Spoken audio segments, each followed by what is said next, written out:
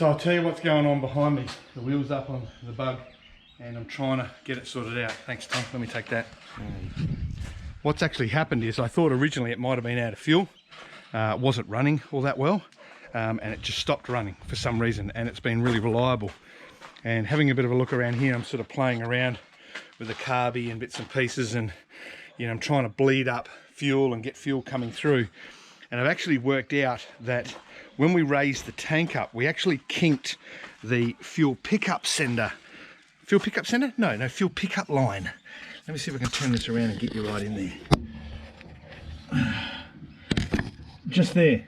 As it comes out of the tank, it does this really hardcore U-turn. And then it goes back down around into the tank. So into the line and to the back of the car.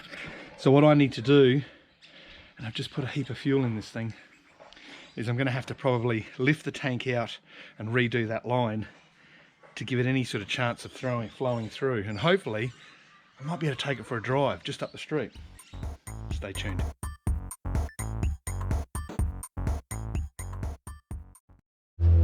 And there is the culprit. I don't know if you guys can see that or not. I'm trying to point it with a screwdriver. Right there, see how it goes around and turns really sharp? So what happens is the fuel comes out of the tank and it's turning too sharp and it's blocking it off. So there's actually no feedback to the carby, so the carby's running dry. What I have to do is take that hose off, put a longer piece of hose, and with any luck, get it running again. And this is what I'm after.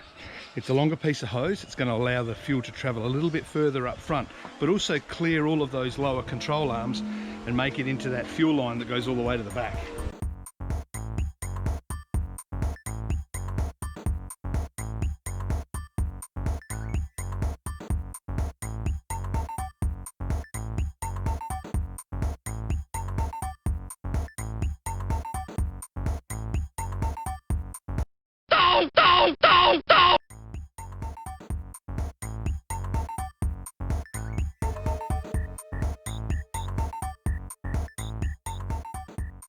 Okay, so we now have got fuel in the fuel tank. We've got the hose fixed up. I've got fuel to the back, so I should be able to just kick it over now. Let's just see what happens.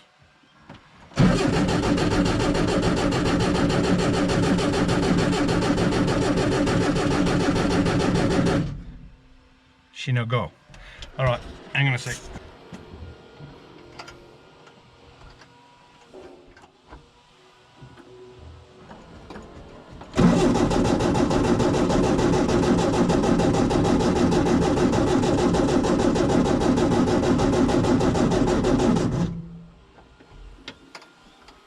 Need to have a bit of a look to see what the spark. All right, hit it. Want to see if it's got spark.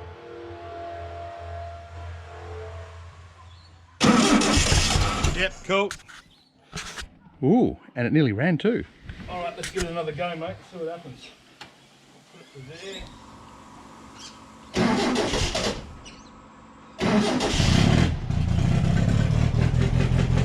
And all it needed was fuel, mate. That's all it needed. We'll just warm it up, and then I'll do a couple of quick victory laps. What do you reckon? Sounds good. Sound good?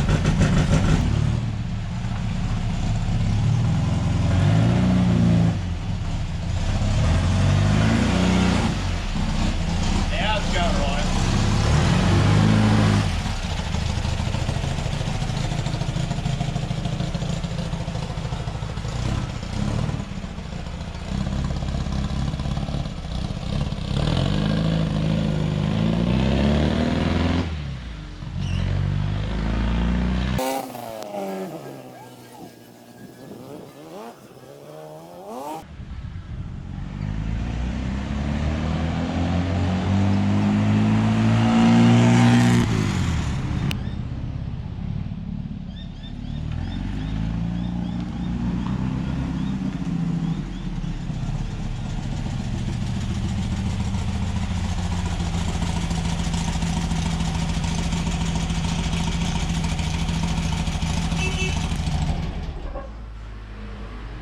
Actually doesn't run too bad, still pulls a little bit to the left hand side, but gets all the gears, goes all right.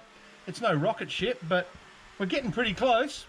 But what I think we need is we need something to keep an eye on the revs, Tom. So How about we fit a tacho?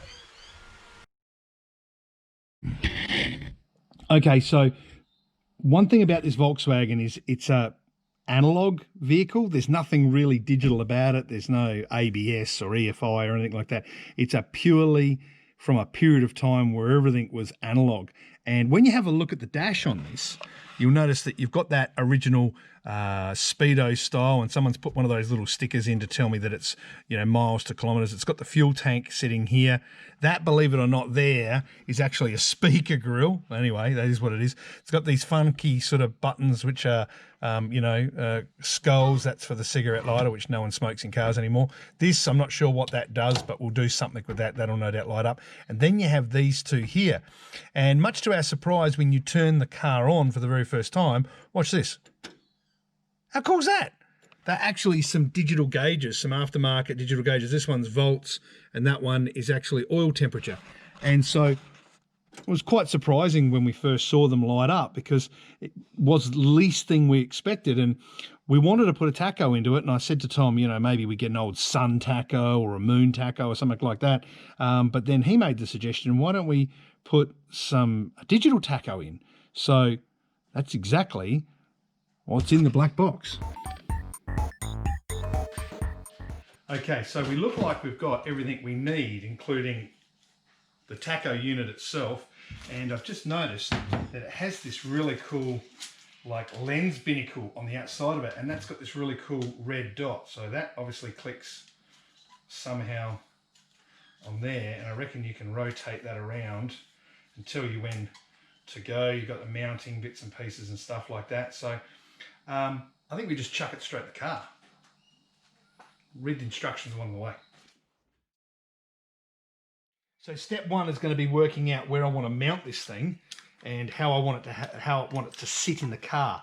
And I've got a few little extra bits and pieces that hang off the side of it, like a shift light and all that sort of bits and pieces. I can work them out in the very end, but I reckon what I want to do is I want to have it somewhere sort of sitting on this side, if that makes sense, because I reckon there's a bit of room to put something there. That would actually look pretty cool. So as long as I can work that out, I can then lock it off and run the wiring. That looks about right. I reckon that looks pretty good.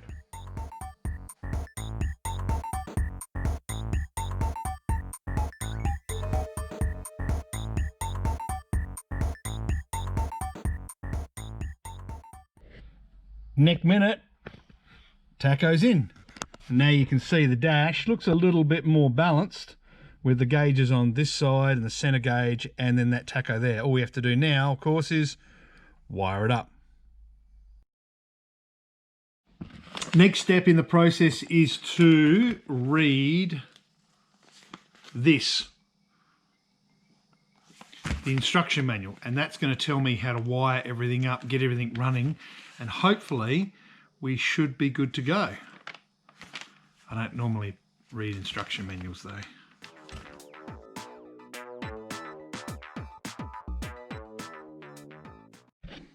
All right, so I've wired it up.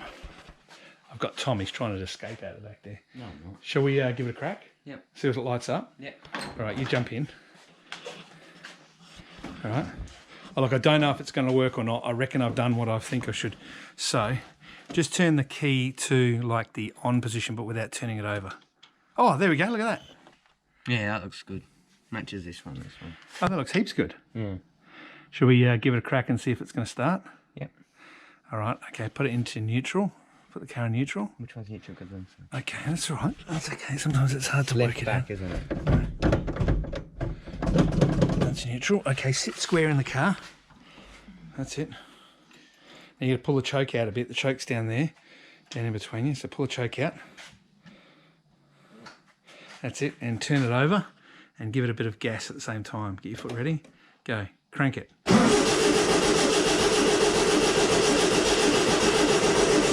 Okay, stop. Go again.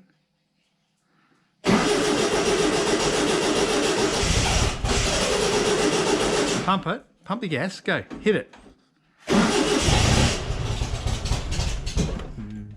No go on the tacho. No.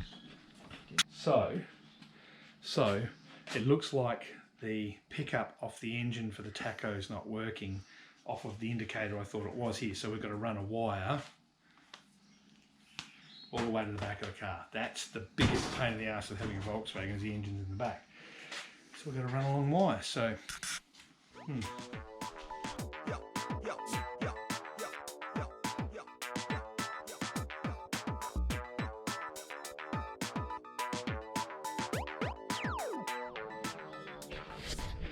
and that is the last piece of the Tacho puzzle, hopefully. So Tom, you back in there ready to go? Yep. All right, mate. Okay, so just turn the, you got it in neutral? Yep. So just turn it to there, turn it on, make sure the Tacho comes on. Oh, hang on, battery's not on. Better connect that one up.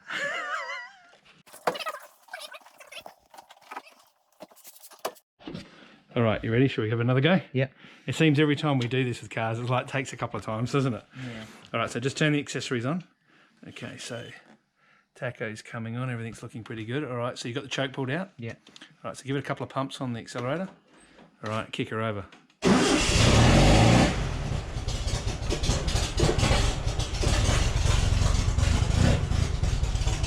No go. Kill it. Okay, so it's got instructions on how to set it up. So I've got to turn that onto there. So that works. And I've got to press this 5 seconds.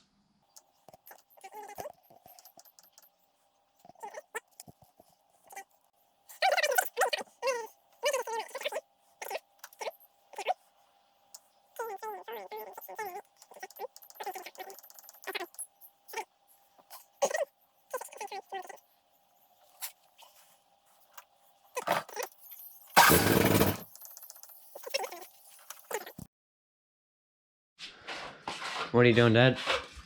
Mate, it's the next day, and this headache had given this Tacho had given us a bit of headache, and I've been reading these instructions, and look, it's not a monster Tacho. I think it is one of those cheaper Tachos. So, but anyway, I put it in. Couldn't work out what was wrong with it, but then come on, Sparky, in you get. But then what I did work out was I had it on the wrong side of the coil. So come here and have a look at this, ready? So here we go.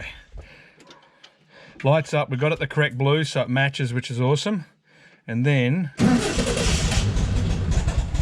kicks into life. And I've set it so that it's got like a protective mode. You don't get too heavy with the car until we start to get used to the Volkswagen, right? What we'll do is we'll just set it in protective mode and then we can bump it up later on. Yeah. But all things being equal, I think it looks really good. You see the oil pressure is good, the bolts are really good.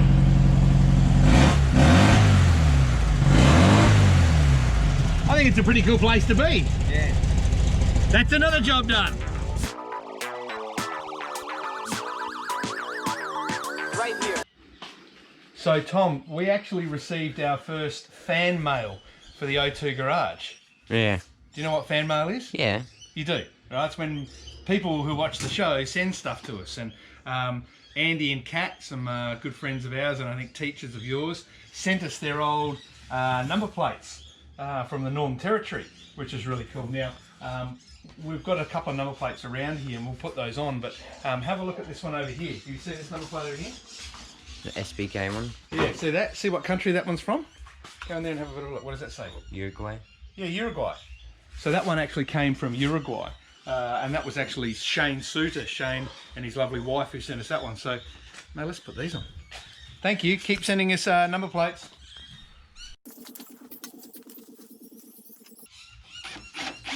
This one's actually a number plate from a trailer in the Northern Territory. Have a look at the colour of it. Do you reckon it's been through a bit of bull dust, Tom? Yeah. It's been brown. Bull dust. Just like me, full of bull dust. Hey, don't forget to hit like and subscribe if you want more high horsepower revving action.